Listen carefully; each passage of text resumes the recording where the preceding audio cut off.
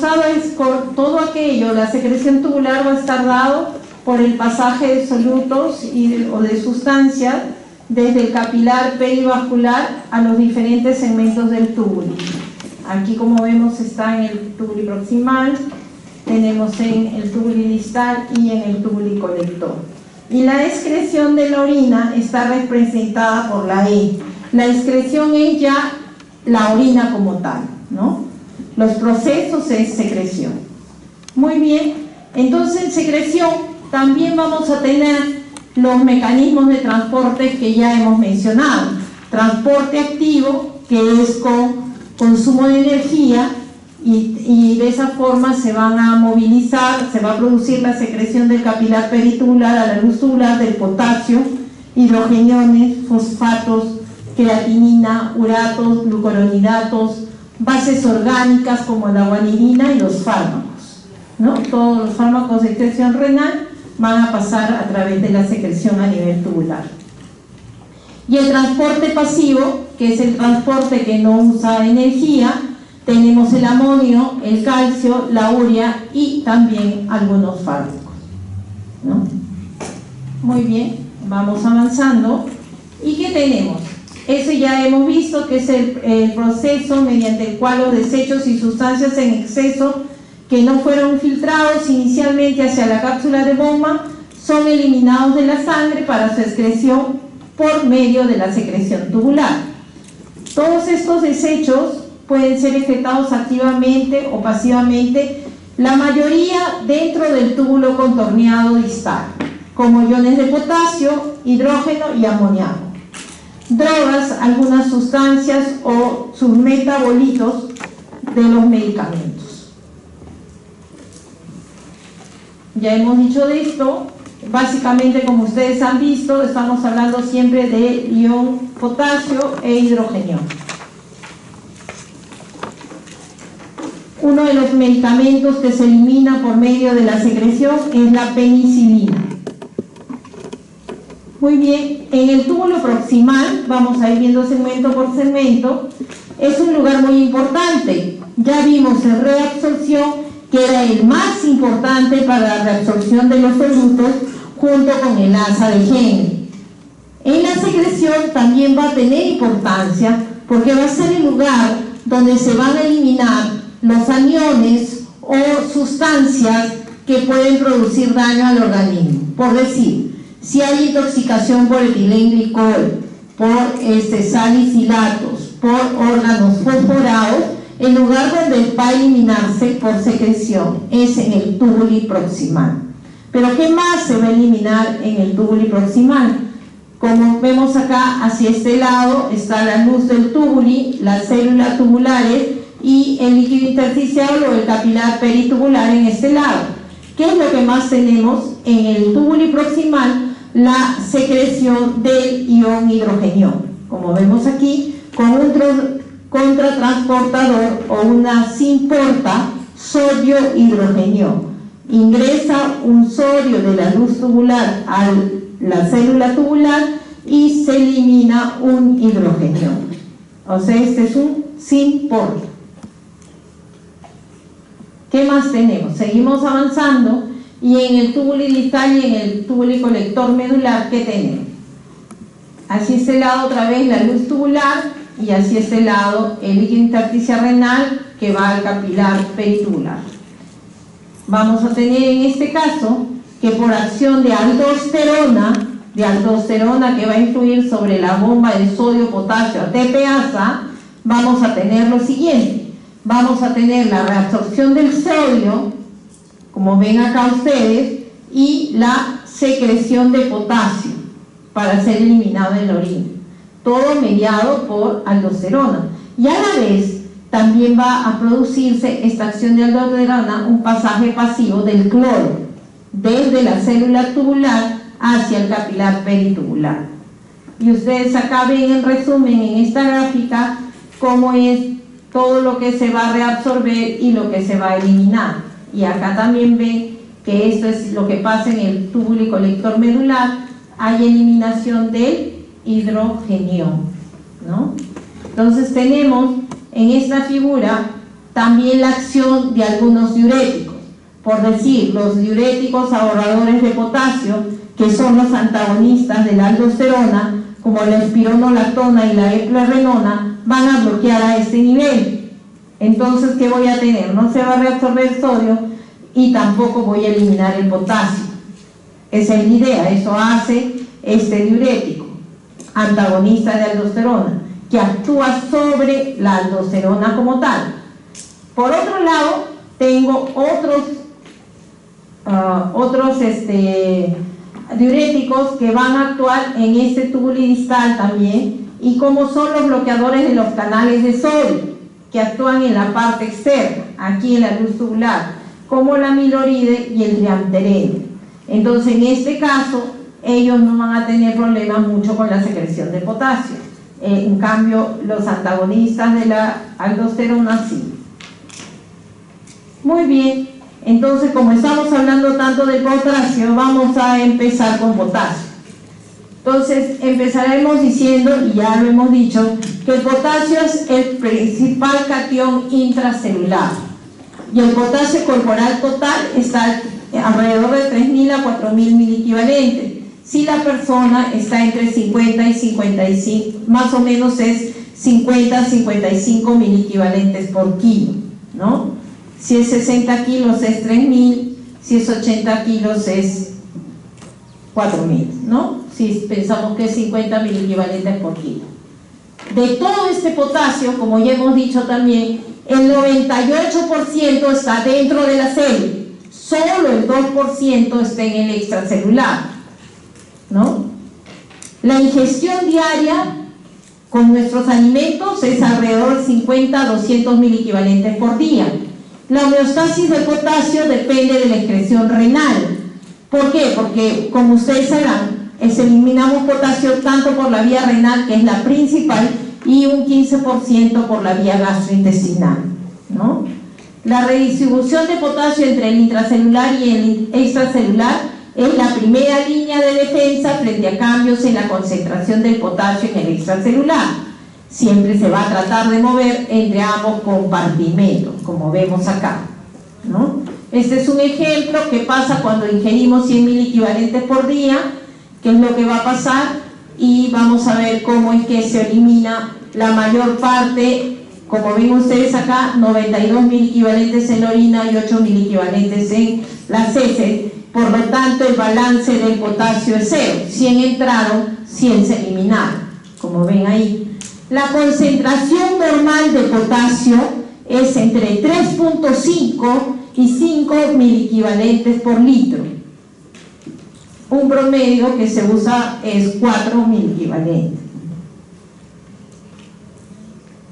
Muy bien, por lo tanto, siempre todos estos solutos, todos estos electrolitos, debemos entender cómo es su balance. Siempre debemos estar midiendo cuánto es la ingesta y cuánto es lo que se elimina o se excreta. El estado de la homeostasis se mantiene de acuerdo a la demanda y a lo que ingerimos. Si comemos mucho potasio, nuestro riñón lo va a eliminar para mantener el estado estable. Si comemos poquito, el riñón va a retener. Pero ustedes vieron que en la primera lámina de potasio decía: la primera línea de defensa es la redistribución entre ambos compartimentos, entre el intra y el extracelular. Sí, así es. ¿Por qué? Porque acuérdense que el movimiento del potasio tiene que ver con la bomba de sodio-potasio ATPase. Todo aquello que influya y haga que la bomba de sodio-potasio ATPase se active más, va a favorecer que entre el potasio a la célula, y cuando ella está lenta va a permitir que haya más potasio en el extracelular. Ahora se los voy a mostrar. Aquí está. ¿Cuáles son esos factores que favorecen que el potasio ingrese a la célula? La insulina, la aldosterona, el estímulo beta-adrenérgico, la alcalosis. Esos van a hacer que el potasio del extracelular vaya al intracelular y vamos a tener que existen factores que sacan potasio de la célula y lo llevan a la extracelular. ¿Y cuáles son esos? La deficiencia de insulina en diabetes mellitus, la deficiencia de aldosterona, enfermedad de Addison, el bloqueo beta-adrenérgico, la acidosis, la lisis celular que se produce por exceso de ejercicio o por una fricción en un terremoto, le cae la pared, le destruye sobre la pierna el músculo, destruye el músculo y sale potasio. Un aumento de la osmolaridad del líquido extracelular, porque si hay aumento de la osmolaridad, ¿hacia dónde se va a mover el soluto? Y el agua. ¿Ah? Fuerte, pues fuerte. Aumenta la osmolaridad del líquido extracelular y va a jalarse a los solutos con el agua, ¿no es cierto?, de la célula. Por eso es que aumenta el potasio en el extracelular. Eso es lo que hace. Muy bien. Miren, esto parece chino ahorita, pero en la práctica diaria del ejercicio de la medicina les va a servir mucho. Porque el trastorno del potasio más severo que hay es la hipercalemia, que el potasio suba demasiado. Y cuando eso sucede, se puede morir el paciente. ¿Por qué? Porque le va a dar trastornos cardíacos, arritmia, incluso fibrilación ventricular y muerte. Entonces el conocimiento de quienes redistribuyen al potasio van a ser vital, porque tu primera acción va a ser tratarlo de redistribuir en un primer momento, antagonizarlo con gluconato de calcio y luego eliminarlo. Pero si no nos acordamos de esto que estamos viendo en fisiología, ya después vamos a sufrir. Muy bien, y aquí este es un gráfico de cómo es que se va a movilizar el potasio de acuerdo a si hay acidosis o alcalosis. Entonces, en el caso de acidosis, el potasio va a salir hacia el extracelular, como está la flecha acá. Ven acá, ingresa el hidrógeno y el potasio sale, había puesto ácido clorhídrico y lo que vemos es un movimiento del potasio hacia acá y del hidrógeno a la célula.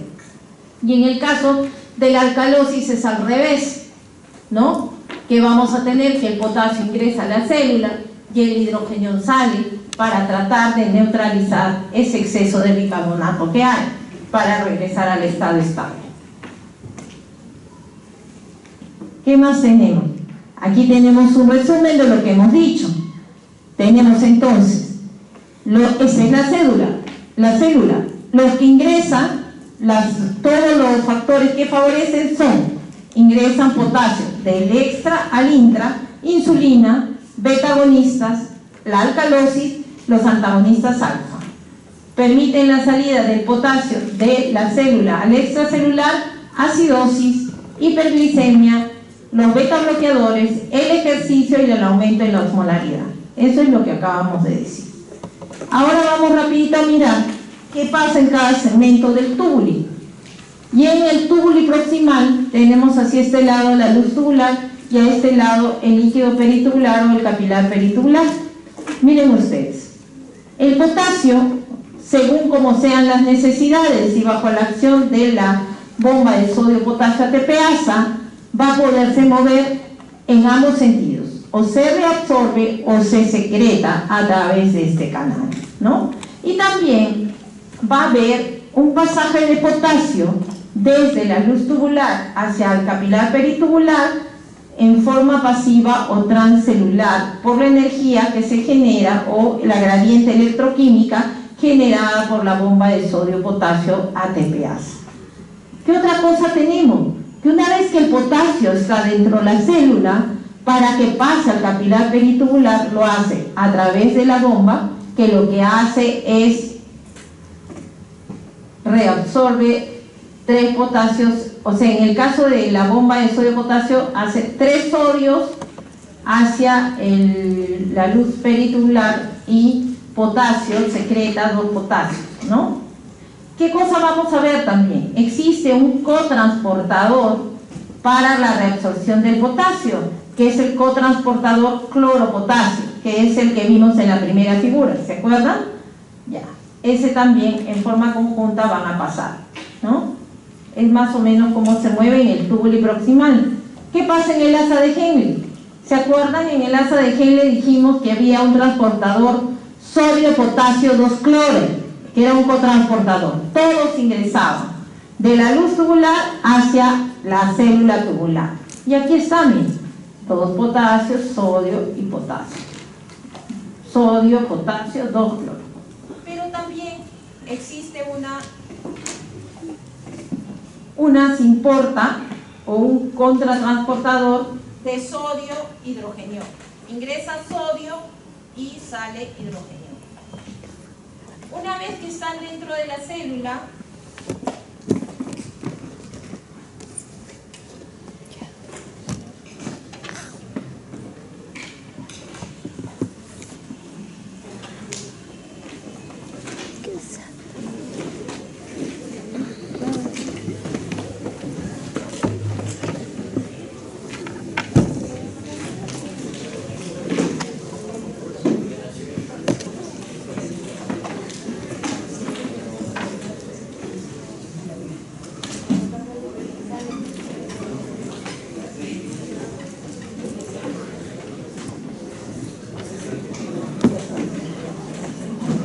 ya, ahora sí, se reparó, ya cambiamos las pilas, se habían acabado.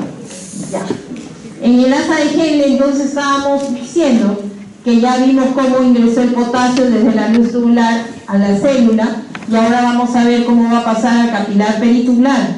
En una primera instancia, a través de la bomba de sodio-potasio ATPase. Acuérdense de esto. ¿Ya? Y tenemos además lo siguiente. Va a pasar hacia el capilar peritubular por lo siguiente. Miren, aquí lo tenemos con este cotransportador sodio-cloro. Ven acá, sodio-cloro. Y lo que nos dice la figurita es que además todas estas gradientes que se forman favorecen el pasaje del cloro en forma pasiva, ¿no? Tenemos así. Y también potasio en forma pasiva. Vámonos al túbulo distal. Ya pasamos el asa de Henle, ahora llegó el ultrafiltrado al túbulo distal. ¿Y qué tenemos? Aquí existen los famosos canales. Estos canales del sodio y canal del potasio, que se mueven y se forman por acción de la aldosterona. Esta aldosterona actúa sobre esta bomba de sodio-potasio ATPase. ¿Y qué va a hacer? Reabsorber el sodio para que entre dentro de la célula y secretar el potasio, como ven acá. Secundariamente también se puede secretar el potasio a través de este cotransportador cloro-potasio, que va a sacar cloro y potasio hacia la luz tubular. ¿Qué más tenemos? Tenemos un canal de potasio en el lado peritubular para favorecer la salida del potasio desde la célula hacia el torrente sanguíneo para que se reabsorba. Y otra vez la bomba de sodio-potasio ATPase, ¿qué hace? Va a sacar potasio hacia el capilar peritubular y va a hacer que ingrese potasio dentro de la célula, como están las flechas. Muy bien, ahora vemos las células intercaladas del túbulo colector y del túbulo distal. ¿Qué cosa pasa ahí? Miren acá. En la luz tubular, básicamente, va a haber otra bombita. Y esta bombita sí es con gasto de energía. Miren ustedes, hay una bomba para secretar el hidrogenio. Y hay otra bomba para que, o también la podríamos llamar que tiene un comportamiento antiporta, porque ingresa un potasio a la célula y se secreta un hidrogenio a la luz tubular. Por lo tanto, si ustedes ven, esta parte es muy importante para la regulación ácido-base del riñón. ¿Qué pasa una vez que están dentro de la célula? El potasio, otra vez la bomba de sodio-potasio ATPase, va a ingresar potasio desde el capilar peritubular a la célula y va a salir el sodio para ir al capilar peritubular. Como ven ustedes, también aquí se forma un canal de potasio. Todo lo que tiene así como dos líneas rojas son canales. Muy bien, y además, ¿qué pasa ahí?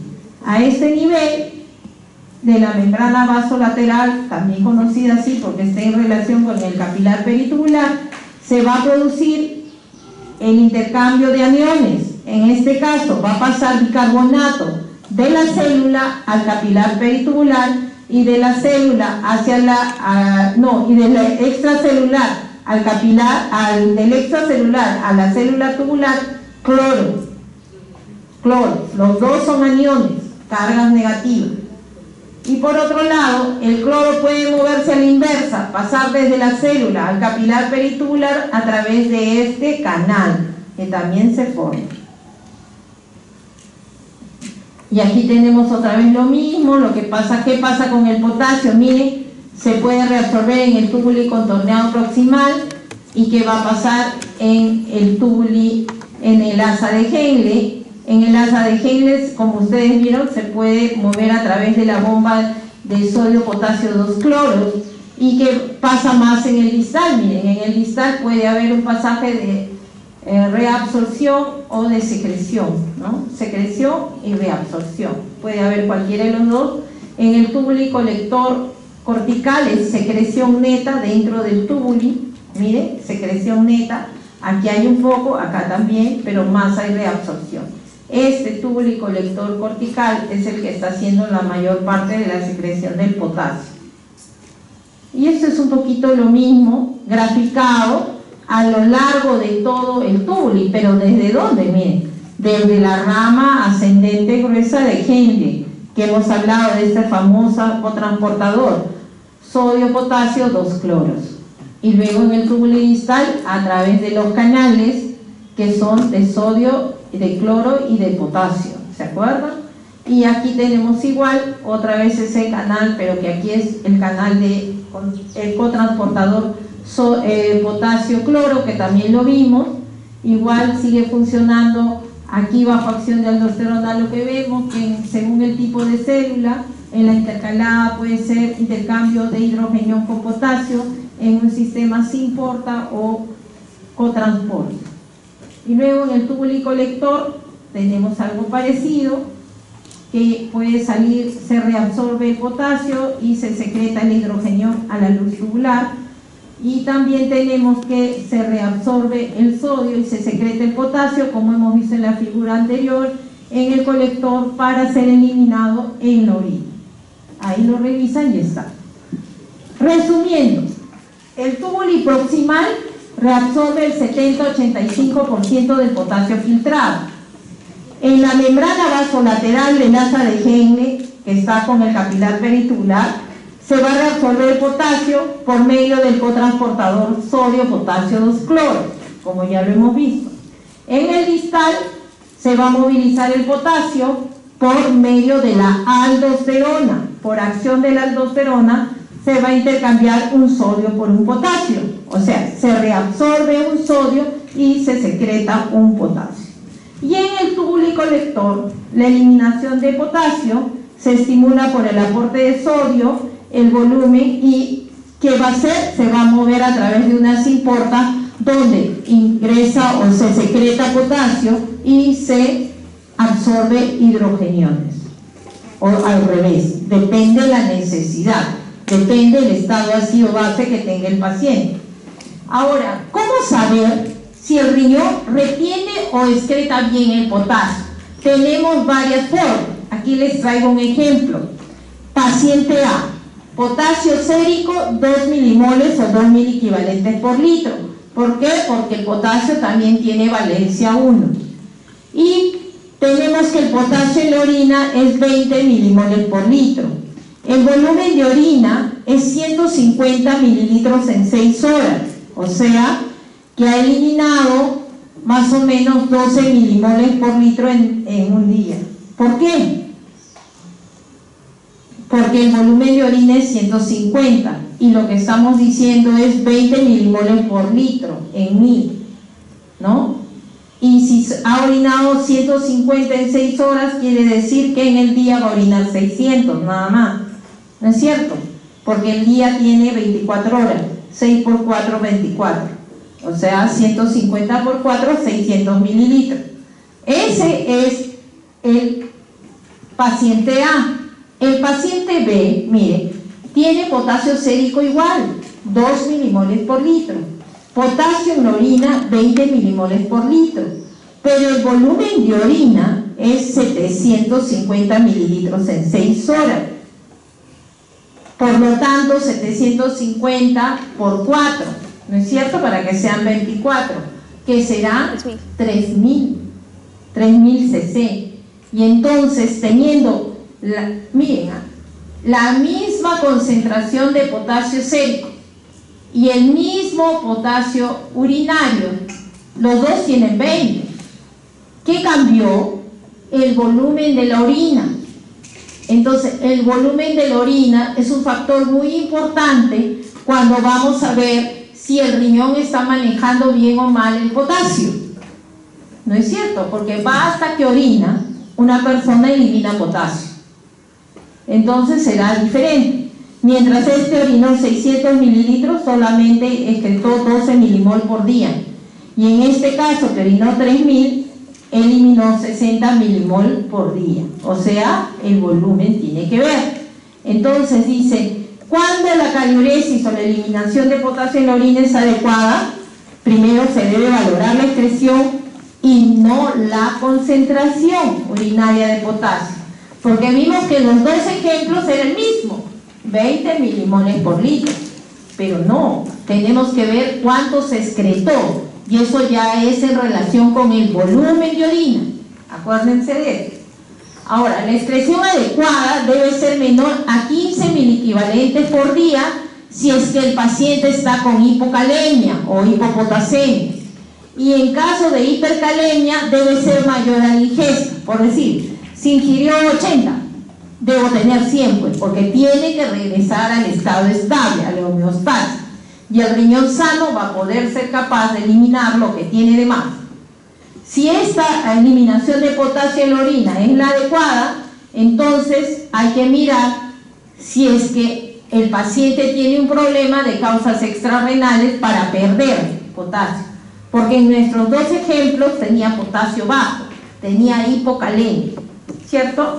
Entonces digo, el riñón está perfecto, está eliminando de acuerdo a lo esperado.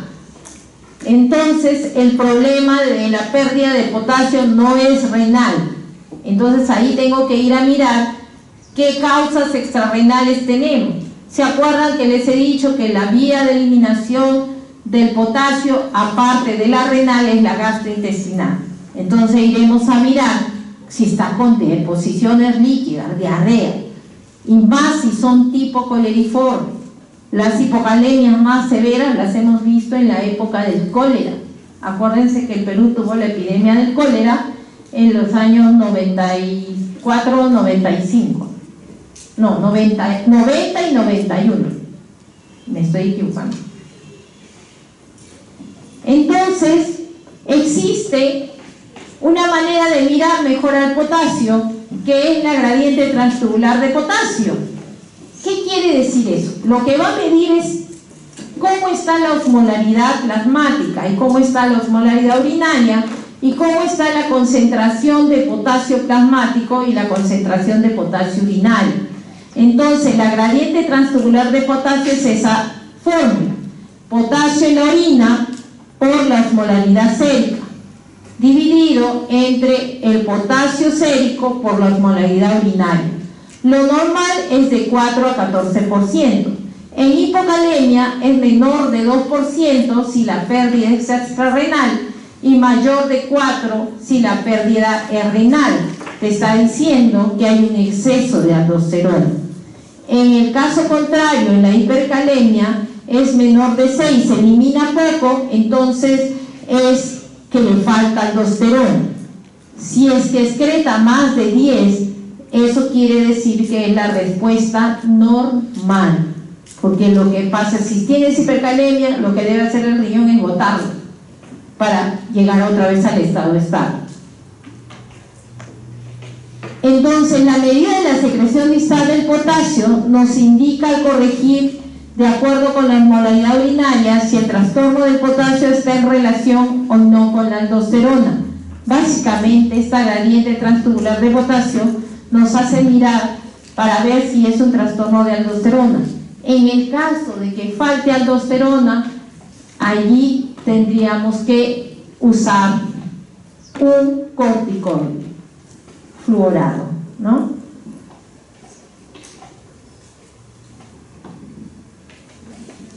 Esto es un poco para ver qué es lo que pasa con acción de aldosterona y cómo es que en el metabolismo pasa cuando hay un aumento de la ingestión de sodio. ¿Qué pasa con el potasio? Miren, aumenta la ingestión del sodio, hay una disminución de la reabsorción proximal de sodio porque hay demasiado, hay un aumento del flujo a nivel del túbulo distal, esto aumenta inicialmente la filtración glomerular, ¿no? Hasta ahí tenemos esto es un feedback positivo, hay una secreción de potasio en los conductos colectores corticales y no cambia la secreción de potasio, pero si hay un aumento de la ingestión de sodio con una disminución de la aldosterona, que es un feedback negativo, esto se va a alterar y podría haber cambios en la secreción de potasio. Ahora vamos a ir al calcio. Rapidito, vamos a ver. En calcio hay que recordar que este catión interviene en la conducción nerviosa y la contractilidad muscular, ¿no?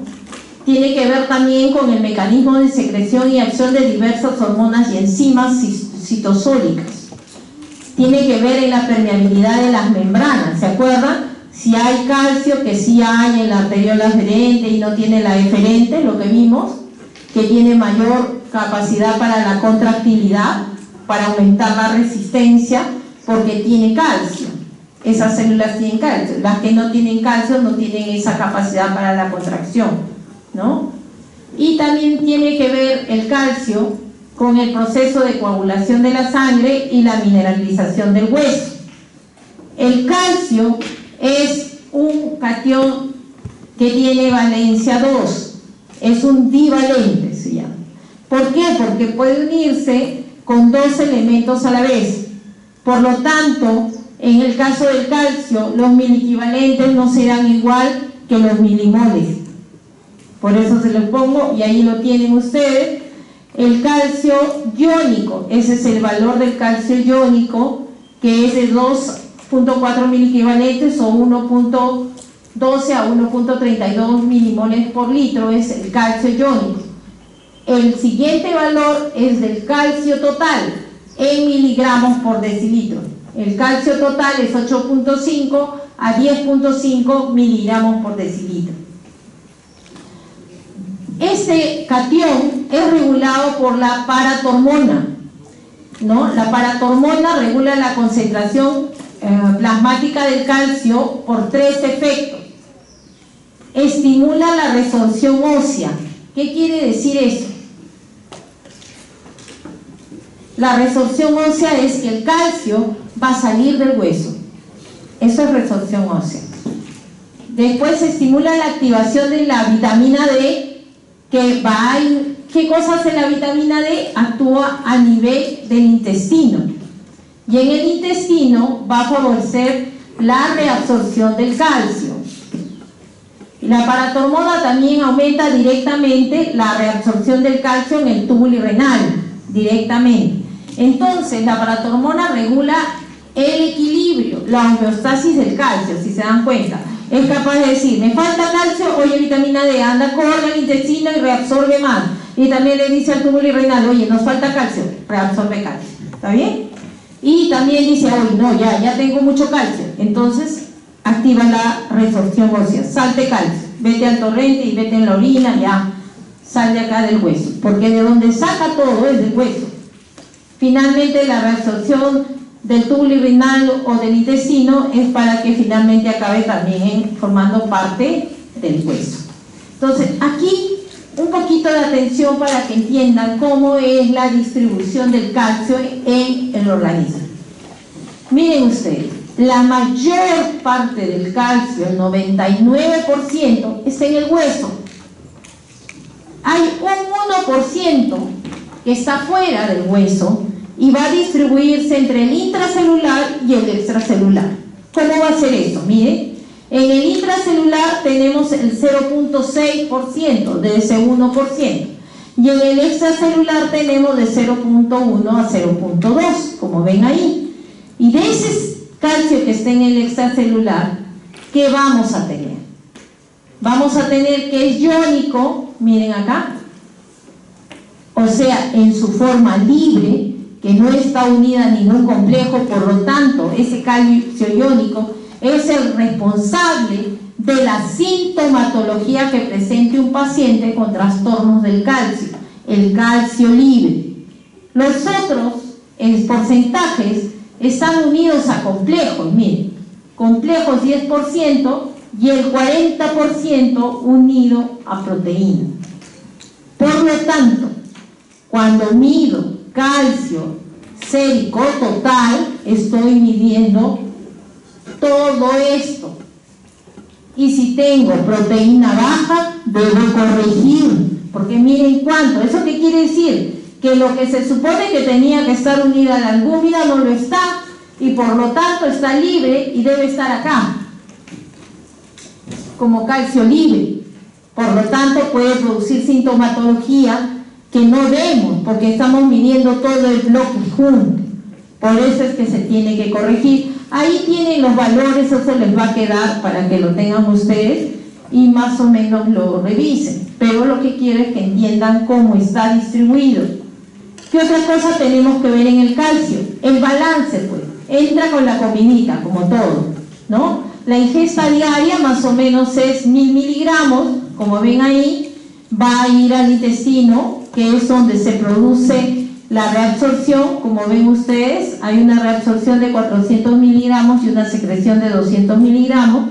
Se pierden 800 miligramos en las heces, como ven ahí, y los otros 200 miligramos a nivel renal, como ven acá, ¿no? Entonces tenemos que de este calcio que se produce la reabsorción aquí, que ven absorción 400 miligramos, la mayoría va a ir para la formación de hueso y también para mantener el equilibrio. Entonces, ¿qué nos está mostrando la figura? Que la formación y la resorción están en la misma proporción, por lo tanto, no hay un desequilibrio del calcio óseo. Eso es lo único que nos muestra la figura, porque nos está mostrando cómo se mantiene la homeostasis o el estado estable del calcio, como ven ahí. Eso es lo que nos dice: come, y si comes 1000, finalmente vas a sacar 1000, pero dentro del proceso del calcio se produce la reabsorción tanto a nivel del intestino como la secreción y la salida y entrada de calcio en el hueso a través de la formación y la resorción. Todo eso se da. No es que entre y sale nada más. Y acá está para graficar lo que pasa con paratormona, que hemos dicho que es la que regula todo el metabolismo del calcio. Aquí está la paratormona, se secreta, va a actuar a nivel del hueso. ¿Qué le dice al hueso? Salte calcio que estás de más, resorción ósea, flechita hacia acá, ¿ven? Salida. Y a nivel del riñón, agarra y le dice: oye, acá se hidroxila, la vitamina D se hace activa. Como hemos visto, una de las funciones del riñón es la activación de la vitamina D. Una vez que la vitamina D está activada, va a ir a actuar a nivel intestinal para favorecer la reabsorción del calcio. Y la paratormona también directamente puede actuar sobre el riñón y le va a decir: oye, riñón, reabsorbe, nos falta, o elimina, tenemos de más. Y esto finalmente es la que regula el calcio en el líquido extracelular. Muy bien. Aquí tenemos que, como todos los solutos, la excreción del soluto a nivel renal será igual al calcio filtrado menos el calcio reabsorbido o secretado, ¿no es cierto? Entonces, ¿cómo es el movimiento del calcio a nivel renal? 50% del calcio plasmático se filtra, 99% se reabsorbe y 1% se excreta. de esa reabsorción, el 65% va a ocurrir en el túbulo proximal, 25 a 30% en el asa de Henle, y en el túbulo distal y colector va a ir entre 4 y 9%. Acuérdense que las dos últimas porciones de los túbulos son los reguladores, y las dos primeras porciones del túbulo son los que reabsorben todo, ¿no? Muy bien, esto es lo mismo, un poco de cómo es el movimiento del calcio. Esto es en el asa de Henle, en el ramo ascendente de Henle. Miren ustedes, hacia este lado tenemos la bomba de sodio potasio ATPasa, ¿no es cierto? Ese es el lado de acá. Y aquí tenemos otra vez esta bomba o cotransportador de sodio potasio 2-cloro, ¿no es cierto? Ahí tenemos cómo ingresa el potasio y acá tenemos cómo sale el potasio a través del canal de potasio, que va a ser generado por toda esta derivación, ¿no? En este caso, miren los elementos que pasan a nivel transcelular por transporte pasivo. Pasa sodio, pasa potasio, pasa calcio y pasa magnesio. En el asa de Henle sucede eso. ¿Y por qué es importante? Ahorita no les parece importante, les parece muchas cosas. Pero es que cuando usamos diuréticos en la práctica clínica, como la furosemida, nosotros actuamos sobre este segmento, sobre el asa de Henle. ¿Y qué bloquea el asa de Henle? El diurético, la furosemida, al cotransportador sodio potasio 2-cloro, y por eso es que se pierde potasio. Pero no solo a ese, porque al no actuar ahí se bloquea este pasaje, aquí también. Por lo tanto, cuando usamos furosemida, no solo perdemos potasio, perdemos calcio, perdemos magnesio y también sodio. O sea, se pierde todo. Entonces, cuando se produce una hipocalemia por el uso de diuréticos tipo de asa, de furosemida o de bumetamida o torrosemida, cualquiera de ellos, tenemos que ver a los otros electrolitos, al calcio y al magnesio. ¿Por qué? Porque el magnesio juega un papel muy importante en la reabsorción del potasio. Entonces, si yo no repongo en el paciente magnesio, calcio y potasio, no se corrige la hipocalemia, no se corrige. Entonces, si uno no conoce la fisiología, pueda que no entendiera qué es lo que le pasa al paciente. Pero esta es la fisiología que va a marcar cómo es el comportamiento del paciente cuando usamos diuréticos de asa. Acuérdense de eso, esa es la aplicación práctica de todo esto. Esto es un poco de lo mismo, ahí se los dejo para que lo revisen, qué es lo que pasa en cada grupo de células. Acá está el túbulo proximal, aquí está el asa de Henle y acá está el túbulo contorneado distal y el colector. Ahí está. Y vamos a hablar rápidamente qué pasa con el calcio. Y así como vimos que existían factores que redistribuían al potasio, aquí vamos a ver factores que hacen que haya una disminución de la excreción del calcio o un aumento de la excreción del calcio en la orina. ¿Quién disminuye la excreción de calcio? El aumento de la paratormona, que viene a ser el hiperparatiroidismo. ¿Qué más va a disminuir la excreción de calcio a nivel urinario? La disminución del volumen de líquido extracelular. Eso también. Un aumento de la presión arterial también va a disminuir la excreción de calcio. Y un aumento del fósforo plasmático también va a hacer eso. ¿Y qué más? La acidosis metabólica. Otra vez la acidosis metabólica y la vitamina D3, ¿no? Porque al contrario, la vitamina reabsorbe a nivel intestinal. Ya, ¿qué va a pasar con el aumento de la excreción de calcio? ¿Quiénes van a hacer que se pierda el calcio? La disminución de la paratormona, o sea, el hipoparatiroidismo. ¿Qué más? Un aumento del volumen extracelular, o sea, cuando está expandido, sobrehidratado. El aumento de la presión arterial también puede moverse en ese sentido, y yo creo que aquí hay un error. Esta es disminución de la presión arterial. Aquí es disminución, igual que disminución del volumen de líquido extracelular. Y aquí sí es un aumento de la presión arterial y una disminución del fosfato plasmático, igual, eso sí, y la alcalosis metabólica, que va a hacer que también el calcio se meta a la célula y baje en el extracelular. Ahí se funciona igual que la redistribución del potasio en el caso del trastorno ácido-base.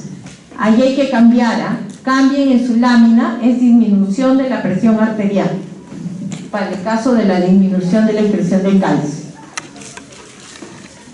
¿Por qué? Porque se va a reabsorber todos los solutos. Para preservar el volumen extracelular van a reabsorber todo: calcio, sodio, potasio, todo porque va a disminuir el volumen urinario para tratar de mantener el estado estable.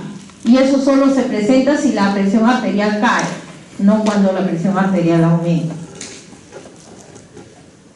Y ahora nos vamos al fósforo.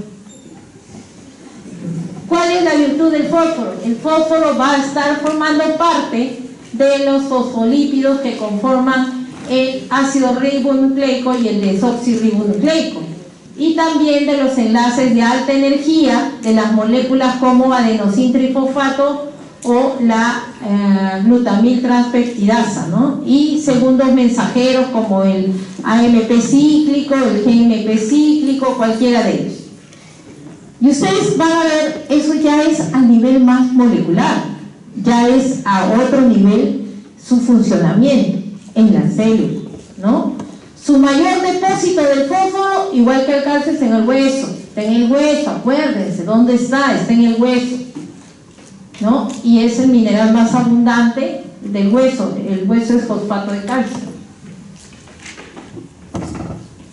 Porque se les pregunta y me contestan que el 20% está en el extracelular y no sé qué más, cosas raras me contestan siempre.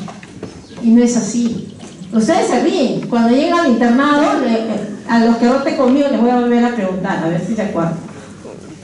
Muy bien, ¿cuánto es lo que comemos de fósforo con la dieta? 1400 miligramos, ¿no? ¿Y qué?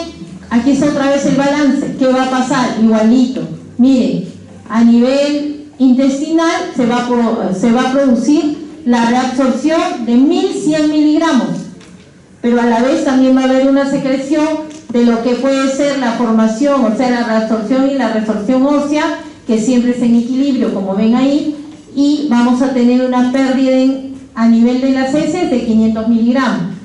Y aquí sí el riñón es el que regula más cantidad de el fósforo. Miren, 900 miligramos es la excreción renal de fósforo. Entonces sumamos 900 más 500, 1400 miligramos. Otra vez el equilibrio. Lo que entró, salió.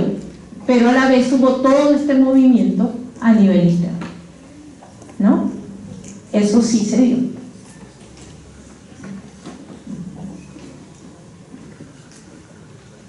Otra vez, ¿quién tiene que ver con el fósforo?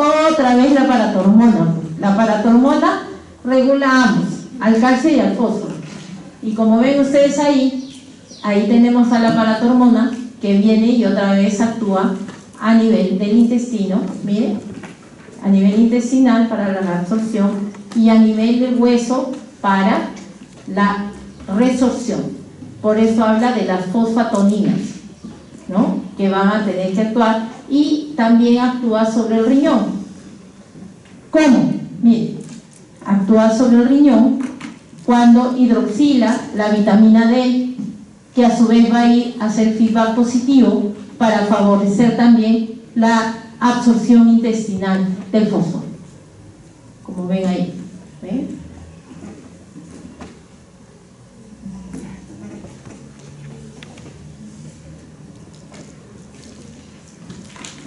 Y esa que está en sigla STC es la estaniocalcina, ¿no?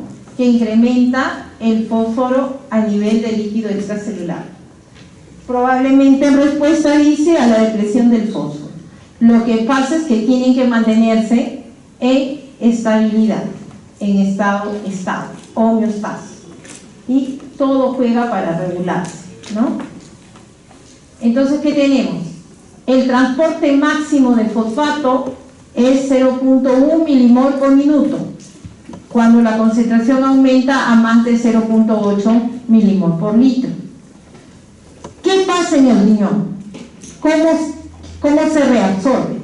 75 a 80% se reabsorbe en el túbulo proximal. Acuérdense que ese es el que más reabsorbe. 10% en el túbulo distal y 10% se excreta en la orina. La paratormona regula la concentración de fosfato por dos efectos. Acá está cómo lo hace. Favorece la resorción ósea, lo que vierte grandes cantidades de fósforo al líquido extracelular, como lo vimos. Y la paratormona reduce el transporte máximo de fosfato en los túbulos renales, de manera que se pierde una mayor cantidad de fosfato en la orina. Eso es si es que se necesita perder, ¿no?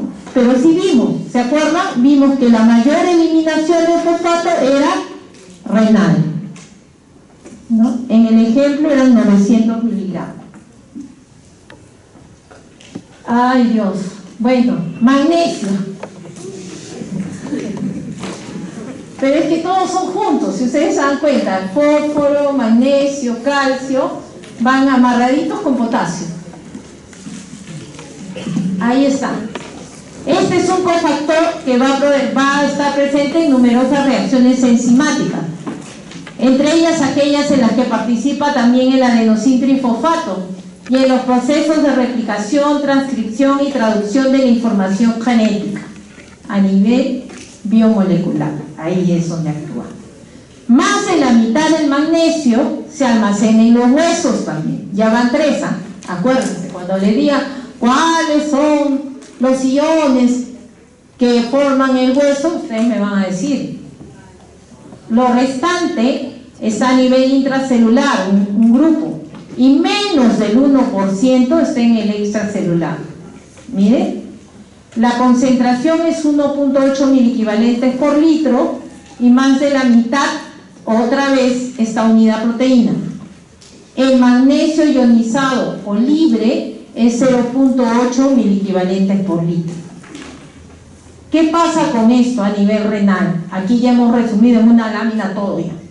25% del magnesio filtrado se reabsorbe en el túbulo proximal. Y miren por qué les he estado hablando que hay que tener cuidado con lo que pasa con la furosemida cuando se usa. 65% del magnesio se reabsorbe en el asa de Henle. Por eso es que si usamos este diurético, como la furosemida, se va a afectar el magnesio y el calcio también. Y menos del 5% se va a reabsorber en el túbulo distal y en el túbulo conector. O sea, este es el del asa de Henle, el magnesio. Se reabsorbe más en el asa de Henle.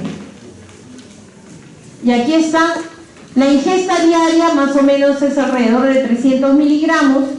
También va a ir por la vía gastrointestinal y aquí también va a volver a producirse lo que puede ser la secreción que viene del hueso, que ya hemos dicho que la mayoría está ahí, o la absorción que a nivel intestinal es de 100 miligramos, ¿no es cierto? La eliminación a través de las heces es 220 miligramos y a nivel renal es 100 miligramos. Entonces, ingerimos 300 y eliminamos 320, que ha sido proporcionada por esta resorción del hueso y que se ha secretado a nivel intestinal. Miren, estos 20 miligramos. Aquí sí no se ha mantenido el balance exacto y tenemos que hay una ligera pérdida mayor de magnesio, ¿no? Por eso es que hay que ingerir un poquito más y para que el riñón lo regule. Acá está el manejo tubular del magnesio, especialmente a nivel del asa de Henle, como ven acá, a nivel del asa de Henle, y ya sabemos que a nivel transcelular o paracelular pasa el magnesio junto con el calcio, como está acá. Y eso ya es el manejo a nivel del túbulo contorneado distal, ¿no? A nivel distal. ¿Cómo pasa el magnesio? A través de un canal, mire, y acá hay un intercambiador sodio-magnesio para que pase al lado sanguíneo, ¿no? Miren, pasa el magnesio e ingresa el sodio desde la sangre hacia la célula tubular. Entonces, ¿qué hará que incremente la excreción del magnesio? Así como vimos el calcio. El aumento de la concentración del magnesio en el extracelular, sí, pues, porque lo tiene que eliminar para regresar al estado estable. La expansión del volumen extracelular igual, o el aumento de la concentración de calcio. Son hermanitos con el calcio. Se mueven en el mismo sentido. ¿Qué más tenemos? Cuando tenemos que controlar el líquido extracelular, vamos a tener que ver que va a estar determinado, como ya hemos venido hablando en todas las clases, del balance del agua y la sal, ¿no es cierto? Porque el líquido extracelular es esto, agua y sal, y los otros solutos en pequeña proporción. La regulación de este volumen la soportan los riñones, por eso esa es una de las funciones del riñón. Los factores que regulan la homeostasis del cloruro de sodio es la antidiurética y la sed, como hemos venido hablando. Y lo que se trata es de mantener la osmolalidad y la concentración de sodio constantes para que estemos en homeostasis en medio interno. Creo que vamos a entrar a sólido, ¿ya ves? Entonces ese es el preámbulo para ir a hablar del sodio, que ya lo hemos venido revisando un poquito en estos días. Ya sabemos que el sodio es el cation más grande del extracelular. Más o menos 60 miliequivalentes por kilo por día es la ingestión. En un varón de 70 kilos, más o menos es 4.200 miliequivalentes. Hay un sodio que se intercambia, que es entre el espacio intracelular y el extracelular, que es el 70%. Y 30% del sodio está depositado a nivel óseo. Así como vemos de los otros, 30% está en el hueso, formando fosfato de sodio, ¿no? Fosfato de sodio, ya hemos dicho, otras sales de sodio, ¿no? Cloruro de sodio, bicarbonato de sodio, todas ellas están unidas a algo. El anión que nos suele acompañar en el extracelular es el cloro, en mayor proporción, y en menor porcentaje el bicarbonato. Y aquí tenemos otro, cómo ingresa el sodio, más o menos 150 miliequivalentes por día, se redistribuye entre ambos compartimentos, luego este sodio plasmático va a pasar a través de la sangre al sistema renal, y en el sistema renal, después de diferentes procesos, se van a eliminar en la orina, ¿no? Y miren, la eliminación de sodio en pequeña proporción es a nivel del gastrointestinal y a través del sudor. 150 ingresaron, 150 salieron y se mantiene estable. Cuando ingresa el sodio con los alimentos, tenemos que se va a absorber en el intestino y pasar al plasma, y se va a equilibrar con el volumen intersticial, porque los dos, plasma e el intersticial, forman el extracelular. Esto ocurre en un tiempo corto, digamos, ¿no? Más o menos en 1 a 1.5 horas. Lo que pasa al riñón, que es lo que está en el plasma, va a ser excretado, y la carga, si hay una carga, si yo como salado, la cancha salada en el cine, va a demorar más o menos 4 horas en que el riñón lo elimine. ¿Qué vamos a tener? Hay un pasaje de agua del intracelular al extracelular y va a aumentar el volumen del extracelular. Claro, porque voy a haberle puesto sal al extracelular, ¿no es cierto? Este aumento del sodio en el extracelular va a estimular la sed, lógico, está hiperosmolar. Va a haber una mayor reabsorción de agua y esto va a restablecer la osmolalidad y el volumen intracelular, ¿no? Así se va a mover la ingesta, absorción y distribución del sodio. Y aquí tenemos, ya hemos dicho que el sodio básicamente es extracelular. Miren lo que tenemos, en el plasma está el 16% y el 81% en el intersticial, y también hay un espacio transcelular que podría tener hasta un 40%. Y en el intracelular, miren el porcentaje que representa, solamente 3%. ¿Y por qué hemos puesto volumen circulante efectivo aquí, en el plasma? Porque el sodio se vuelve tan importante y está resaltado como el volumen circulante efectivo. El volumen circulante efectivo es el volumen sanguíneo que perfunde a los tejidos. Por lo tanto, ¿qué cosa será? ¿Qué sangre será? Si es la que perfunde los tejidos. La sangre arterial, lo que lleva los nutrientes. Eso es lo que es el volumen circulante efectivo. Y su principal catión es el sodio. Acuérdense de eso. Para siempre, porque ese término lo vamos a usar siempre. Bueno, y acá es un poco lo que hicimos en el otro ejemplo, pero es cómo se mueve el sodio corporal y el volumen extracelular. Esto es el estado estable. Aquí es cuando le añadimos sodio en el extracelular, que era uno de los ejercicios que ustedes tuvieron en la práctica, ¿no? Miren, se puede distribuir a ambos lados, pero el agua se va a mover libremente, pero el sodio va a hacer que haya un cambio, y esto es lo que va a pasar. Miren, ¿qué va a pasar? El extracelular se va a expandir, se vuelve más grande, y se va a disminuir el intracelular, ¿no? Y en el nuevo estado estable hay un aumento del extracelular y una disminución del intracelular, ¿no? Eso es lo que pasa. ¿Cómo es que se distribuye el sodio entre lo que hemos visto, el líquido intersticial y el líquido plasmático? Esto va a ocurrir a través de las fuerzas de Stirling que vimos, ¿se acuerdan? Cuando vimos transportes y vimos lo que era la ultrafiltración o el transporte por diferencia de presiones, vimos el transporte a nivel de capilar. ¿Se acuerdan? Del lado venoso, el lado arterial, y cómo era que lo que pasaba hacia el líquido intersticial, el espacio intersticial, finalmente se reabsorbía al lado venoso, y vimos que las presiones eran diferentes si era arterial o si era venoso, era mayor en el lado arterial.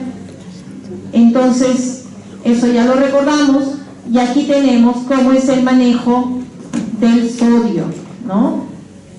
Este 60% es, a ver,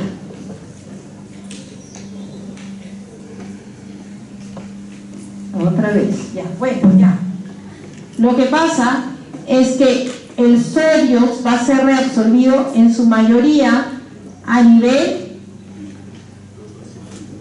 del túbulo proximal, pero las cifras son esto no lo tomen en cuenta, esta es una lámina un poco antigua, pero en el túbulo proximal se va a reabsorber el 60%, que es esta cifra que les he puesto acá, ¿ya?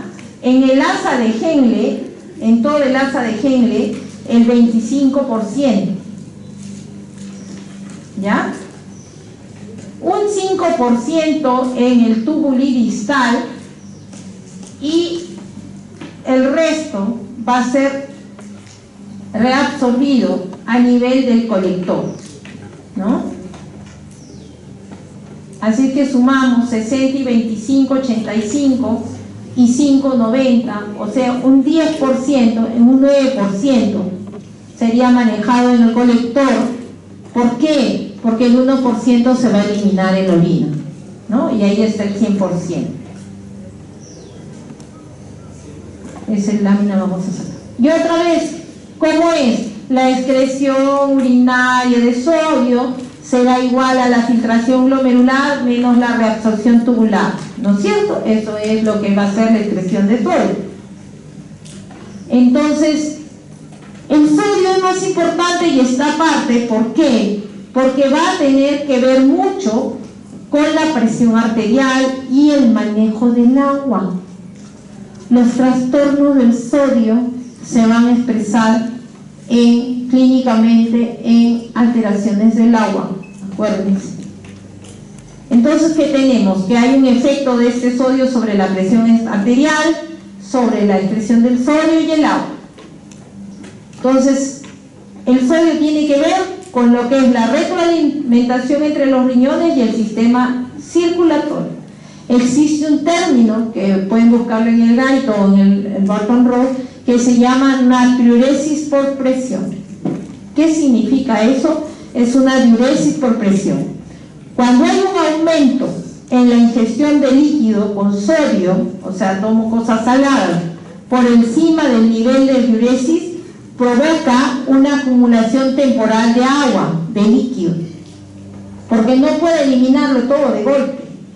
Ya. Si la ingestión de líquido supera la diuresis, el líquido se acumula en la sangre y en los espacios intersticiales, con aumento paralelo del volumen sanguíneo y del volumen del extracelular. Un aumento de este volumen sanguíneo aumenta la presión de llenado circulatorio.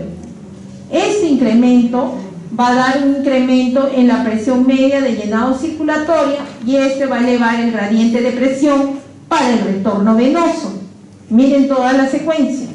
Un aumento de la gradiente de la presión para el retorno venoso eleva el gasto cardíaco y un aumento del gasto cardíaco eleva la presión arterial. Conclusión: si tenemos aumento de sodio y de agua, que va a estar en el intersticial y en el extra y en el volumen sanguíneo, en el volumen plasmático, el producto final es que me aumente la presión arterial. Eso es. Ahora el detalle mínimo, cómo va cada uno, ya está ahí. Pero eso es lo que tienen que recordar. Aumenta sodio, aumenta agua, aumenta presión arterial. Eso es la diuresis por presión. Este aumento de la presión arterial incrementa la diuresis porque tiene que retornar al estado estable, tiene que retornar al equilibrio. ¿Cómo lo va a hacer? Eliminándolo. Y eso es lo que va a hacer, lo eliminan. Diuresis por presión. El aumento de la excreción de este líquido va a equilibrar el aumento de la ingestión y así se regula el que no se acumule más líquido. Porque si se acumulará más líquido vamos a tener edema, un estado patológico, ya no va a ser estable. ¿Qué tenemos? ¿Podemos tomar un montón de líquidos? Sí, pues, que acuérdense que hemos hablado el otro día de la polidipsia psicógena, de la potomanía, de todo eso. Entonces, ¿qué vemos? A pesar de que tomemos muchos líquidos, el volumen sanguíneo permanece constante. ¿Por qué? Porque tenemos lo siguiente. Un ligero cambio en el volumen sanguíneo produce un cambio acentuado en el gasto cardíaco. Un ligero cambio en el gasto cardíaco causa un gran cambio en la presión arterial. Un ligero cambio en la presión arterial causa un gran cambio en la diuresis. Lo mismo, estamos haciendo como el resumen. Estos mismos mecanismos operan en una pérdida sanguínea por hemorragia, al revés, en el efecto contrario. O sea, es lo mismo. Si nos aumenta la presión arterial por expansión del volumen y de la sal, vamos a tener más diuresis para regresar al estado estable. Pero si en el otro lado tenemos que ese ligero cambio de la presión arterial es porque he perdido volumen, ha habido una hemorragia o ha habido una deshidratación severa, ¿qué voy a tener? Va a disminuir la presión arterial, la presión arterial va a disminuir la excreción de orina. ¿Qué va a ser el resultado? Una disminución de la diuresis, que es diferente cuando hay expansión de volumen. ¿Qué más tenemos? Ya vamos a acabar ahora. Otra vez ya sabemos que la distribución de líquido entre el intersticial y el sistema vascular está regido por las leyes de Starling. Y estos, ¿cuáles son estas? Las presiones, ¿no es cierto? ¿Cómo se va a acumular líquido en el espacio intersticial? Si hay un aumento de la presión hidrostática del capilar, si hay una disminución de la presión coloidosmótica del plasma, porque acuérdense que esa es la presión oncótica o coloidosmótica del plasma que evita que salga el agua. Si hay un aumento de la permeabilidad de los capilares, se abren los poros y se sale. O si hay una obstrucción de los linfáticos, porque vimos que los linfáticos son los que finalmente regulan si algo se altera. ¿Se acuerdan? Porque del lado arterial pasa al líquido intersticial y normalmente la ley dice, el equilibrio de Starling dice que lo que sale del lado arterial retorna en la misma proporción en el lado venoso. ¿Se acuerdan? Y por tanto es cero en el intersticio. Pero a veces no pasa así y hay un exceso que ha pasado más líquido que el que ha logrado reabsorber el lado venoso, pero para eso están los capilares linfáticos, ¿no es cierto? El sistema linfático es el que va a agarrar y va a limpiar todo para que nunca haya exceso. Es el que ayuda a mantener el equilibrio, los linfáticos. Pero cuando hay obstrucción de esos vasos, no hay forma, pues. Por eso va a producirse este exceso de líquido. Y este exceso de líquido no es otra cosa que el edema. ¿No es cierto? La hinchazón o el edema. Ya les dije lo que era volumen circulante efectivo, estaba relacionado con la función cardiovascular y es la presión arterial, ¿no?, que perfunde los tejidos. Esto es casi lo mismo que hemos visto, pero ya en una manera global. ¿Cómo global? Porque aquí ya vamos a ver cómo intervienen los vasoreceptores de presión, ¿no? Y aquí tenemos, cuando disminuye el volumen circulante efectivo, que acabamos de darlo, o sea, ese volumen que va en las arterias para llegar a los tejidos, ¿qué va a pasar? Si disminuye el volumen circulante efectivo, por decir una hemorragia, los vasoreceptores de presión van a ser activados, ¿no es cierto? Especialmente los de presión alta. Y también hay vasoreceptores de presión baja. Estos de aquí van a estimular al centro cardiovascular en el sistema nervioso central. ¿Cuál va a ser la respuesta o el mediador, como dice acá? Va a aumentar la actividad sistémica del nervio simpático, va a aumentar la hormona antidiurética y va a disminuir la actividad sistémica del nervio parasimpático. ¿Para qué? Para que se produzca lo siguiente: a nivel cardiovascular haya vasoconstricción y buscando aumentar el gasto cardíaco, y a nivel renal, que vamos a tener caída de la tasa de filtración glomerular, y esto va a ocasionar la reabsorción tubular de sodio y un efecto final que va a ser la disminución de la excreción renal de sodio. ¿Por qué? Porque otra vez todos los mecanismos van a actuar para restituir ese volumen circulante efectivo.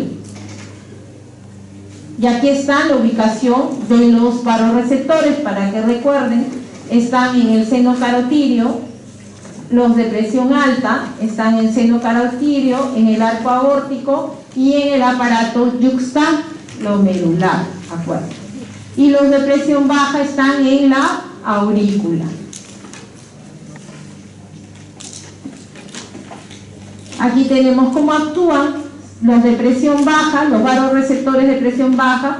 Se van a activar y cuando estos se activan, existe el centro cardioinhibitorio para aumentar la carga vagal y parasimpática, que también controlan la liberación de la hormona antidiurética. Si disminuye en 10% el volumen circulante efectivo, la vía tipo 1 va a producir vasoconstricción y disminución de la tasa de filtración glomerular. Si se activa la vía tipo 2, que es a nivel del túbulo y colector, va a estimular la reabsorción del agua para volver al estado estable. Esta flechita, una va acá en 10 y otra va aquí delante de la tasa de filtración glomerular. Ahora que hemos visto a estos vasoreceptores, también vamos a ver qué es lo que pasa con la disminución del volumen circulante efectivo con el sistema renina, angiotensina, aldosterona. Hay una disminución de este volumen circulante efectivo, va a haber una acción sobre la arteriola aferente, miogénica, generalmente trata de primero abrirla A nivel de la mácula densa se va a estimular la secreción de la renina, como ven acá, y el sistema nervioso simpático neurogénico también va a jugar para tratar de mejorar las arteriolas para que se restituya la tasa de filtración glomerular. O sea, los primeros mecanismos lo que van a buscar es que aumente la renina. Una vez que se ha aumentado la renina o la producción de renina por las células yuxtaglomerulares del sistema yuxtaglomerular, que vamos a tener. Aquí está lo mismo, pero ya en otro gráfico. Las células yuxtaglomerulares han producido la renina, aquí estamos, y va esto a estimular que se libere el angiotensinógeno del hígado y que esta de acá vaya en forma de angiotensina 1 a el pulmón, y por medio de la enzima convertidora de angiotensina se vuelva angiotensina 2, porque la que va a producir los efectos es la angiotensina 2, una vez que ha sido metabolizada por esta enzima. Y una vez que está como angiotensina 2, que va a ocasionar una vasoconstricción de las arteriolas, especialmente de la arteriola eferente, para tratar de preservar la tasa de filtración glomerular. Y con esto también va a buscar la vasoconstricción de todo el sistema arteriolar para que aumente la presión arterial y regrese a la normalidad. Por otro lado, va también a influir en la corteza suprarrenal para la secreción de la aldosterona. Y la aldosterona lo que va a hacer a nivel del túbulo distal es reabsorber sodio y agua y secretar potasio e hidrogenión a la orina, ¿no? Entonces así se ha producido ya este efecto, que a la vez que ha buscado aumentar el volumen sanguíneo para retornar al estado estable. Y así actúa renina, angiotensina, aldosterona.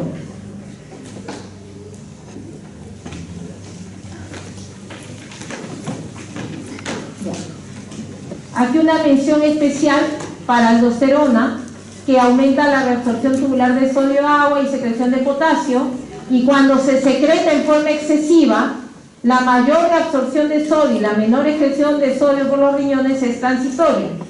Después de 1 a 3 días, el líquido extracelular aumenta 10 a 15%, y en consecuencia lo que tenemos es un aumento de la presión arterial. O sea, podemos tener hipertensión arterial por hiperaldosteronismo, porque reabsorbe demasiado sodio y agua. Y los riñones escapan a este mecanismo y excretan cantidades de sodio iguales a la ingesta por natriuresis y la diuresis por presión. ¿No es cierto? Lo que vimos adelante, para tratar de regresar al estado estable. Esto es parecido, lo mismo, visto en otra figura, y la función de la antidiurética en el control de la excreción renal de agua, ya más o menos ya lo hemos visto. Por decir, si nosotros no tomáramos líquido, va a aumentar la concentración plasmática de la antidiurética, que a su vez va a incrementar la reabsorción de agua y ayuda a minimizar la reducción del líquido extracelular y de la presión arterial. Si por A o B estuviéramos en un desierto y nos hemos quedado varados, no hay quien nos recoja, y estuviéramos sin agua durante 24 o 48 horas, solo habría un pequeño descenso del líquido extracelular y de la presión arterial en ese primer momento, pero pasado ese tiempo sí se producirían cambios bruscos. Si se bloquea el efecto de antidiurética con un fármaco que antagoniza la reabsorción de agua, ocasionará una reducción importante en el líquido extracelular y la presión arterial, claro, porque no habría quien regule el volumen final de la orina, porque estaría bloqueada la antidiurética. ¿Qué pasa si hay un exceso de líquido extracelular? Se va a disminuir las concentraciones de antidiurética, disminuye la reabsorción de agua, lo que ayuda a eliminar el exceso que teníamos retenido, el exceso del extracelular, y se regresa al estado estable. Cuando hay concentraciones altas de hormona antidiurética, ¿cuál es el producto final? se disminuye la concentración del sodio. El exceso de antidiurética da hiponatremia. Y como verán más adelante en la fisiopato, tenemos que una de las causas frecuentes de hiponatremia es la secreción inadecuada de hormona antidiurética, que quiere decir que está activada, que todo el rato está reabsorbiendo agua. Entonces, una forma de tratar a este grupo de pacientes es quitarles el agua libre. O sea, no pueden tomar agua cielo, de filtro, agua. No pueden. Tienen que tomar agua con sal, ser oral, o tienen que añadirle a sus líquidos sal.